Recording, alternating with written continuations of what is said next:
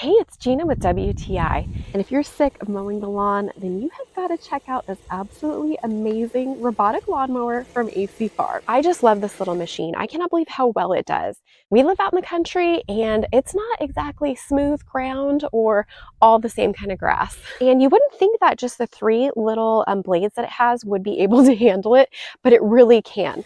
And it does a good job. You can see the difference between where we have it running and where we don't. These wheels are big and can turn on a dime. I'm so impressed with how they've handled the bumps and different little hills that we have in our lawn. So a couple of tips that I picked up for making this an easier installation.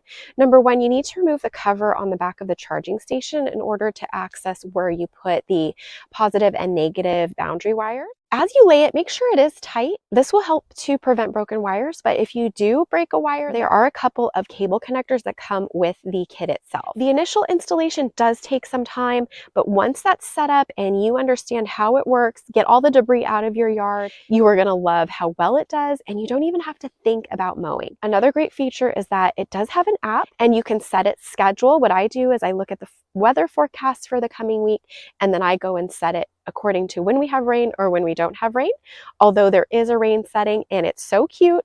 When it's out and it starts raining, it senses it and it just walks itself back into its little charging station. Having the garage is really nice as well because it helps to protect it. And we have had hail, freezing conditions, rain, sun, and it has helped to keep this really well protected. This little robot lawnmower is heavy duty and does exactly what it says it's going to do. It's my new favorite thing, and that's my point of view.